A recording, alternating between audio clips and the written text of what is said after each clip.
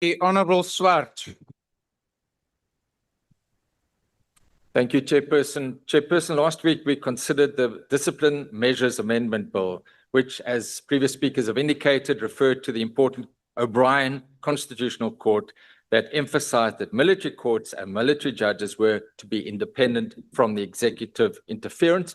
And this, as we all know, enhances judicial independence and emphasizes the fact that judicial independence is not optional and does not stop at the gates of a military base, and that military courts must be free from actual or perceived interference by the executive.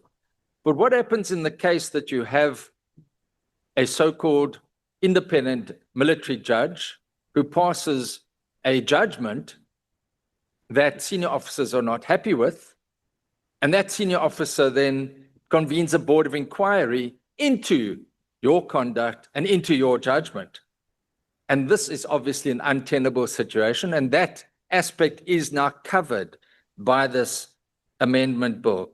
It would clearly be unacceptable for an executive senior officer to convene a board of inquiry into your judgment and would infringe on the independence of the judiciary.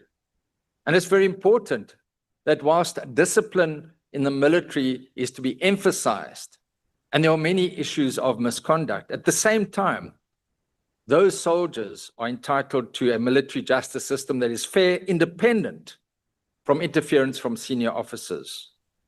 And the public too must have confidence that justice within the military is administered without fear, favor, or prejudice. And so this amendment deals with that aspect, deals with the Constitutional Court, and the ACDP supports this amendment as it enhances the independence of the judiciary.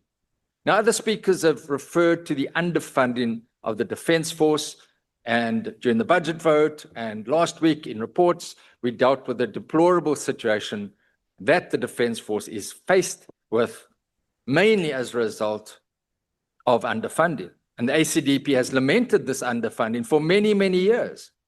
And we continue to quote the poem from Tennyson, where soldiers were sent into battle to die, and they said, ours is not to question why, ours is just to do or die. But having just done the Attorney General's report, it's important to note that the Defence Force has accumulated 16 billion rand of irregular expenditure. And this is sadly mostly due to overspending on salaries. So yes, whilst we ask for more funding, we've got to make sure that the funding that is allocated is correctly spent and not subject to irregular expenditure, and is not spent at the cost of prime mission equipment, such as the Gripens, frigates, submarines, that are largely not serviceable. This must be addressed. But that having been said, the ACDP supports this bill. I thank you.